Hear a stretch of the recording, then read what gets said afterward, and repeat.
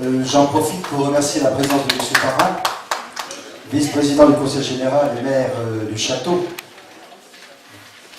Bon, juste quelques mots, hein, même si beaucoup de choses ont été dites. D'abord, mes excuses pour mon retard, mais j'avais un mariage à 11h, et pardonnez-moi. Les mariés n'auraient pas compris que je me prive donc de cette symbolique manifestation. Je suis arrivé en retard.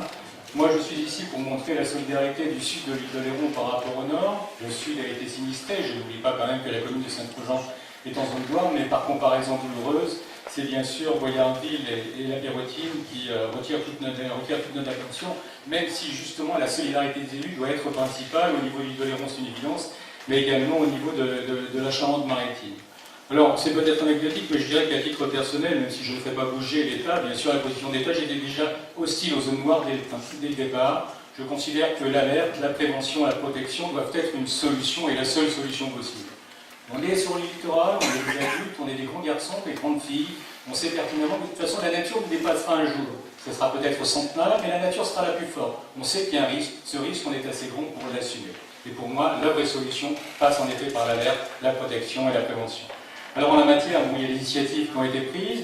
On avait un petit problème sur le plan numéro 2, c'était le financement concret de l'État. Il est enfin arrivé, donc demain, vous verrez des pelles mécaniques un peu partout en Charente-Maritime qui interviendront pour répondre à la problématique du plan 2. Il y a l'étude de faisabilité qui est lancée par le Conseil général qui nous permettra de préparer le plan 3. Et dans les années futures, on aura donc un système de protection. Je voudrais ajouter 2 choses supplémentaires pour prolonger le propos de Pascal Massicot, le rôle des associations. J'entends, c'est pas la vôtre, mais j'entends fréquemment les associations dire face à l'État, c'est le pot de terre contre le pot de fer.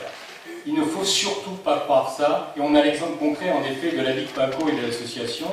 La Ligue PACO posait un problème puisque, à travers le plan de prévention des risques, eh bien, toute une zone était devenue inconstructible. La Ligue PACO ne répondait pas à la protection, il a fallu l'exaucer, et l'association locale a été un formidable aiguillon pour les élus, communautés de communes, conseil général pour l'État, pour nous engager dans un processus de confortement qui a été efficace puisqu'on a sauvé quand même cette zone-là. Si la Ligue n'avait pas été confortée, je crois que l'arrière de Saint-Trojan de cette zone aurait été sinistré avec certainement des dommages humains tout à fait dramatiques. Donc les associations doivent jouer un rôle fondamental à côté des élus, en toute indépendance, bien évidemment. Et puis je conclurai en disant 2 choses. Bon, les zones noires, j'espère qu'on va en sortir. On aura des solutions de protection, on mettra l'argent qu'il faudra, l'Europe met 40%, l'État met 40%, le Conseil général met 20%, la communauté de communes sur un certain nombre de sites accompagneront. Moi, ce qui m'inquiète, c'est le futur plan de prévention des risques submersion marine. Parce qu'aujourd'hui, la cote est de 4 mètres. À 4 mètres, on peut trouver sur certains sites des solutions de protection. On la trouve sur Saint-Trojan avec la digue PACO, on la trouvera probablement à Boyardville à la Pérotine, mais l'exemple concret du maire du Château d'Oléron que je vis, c'est qu'à travers le plan de prévention des risques, j'ai supprimé 20 hectares constructibles et je ne peux pas objectivement les protéger.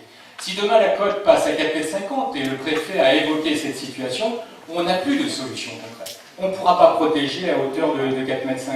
Donc ça veut dire qu'à ce moment-là, toutes les zones potentielles de construction de l'île d'Oléron disparaîtront, on aura un sanctuaire oléronais, et ça n'est pas supportable, parce qu'on doit préparer quand même l'avenir des générations futures.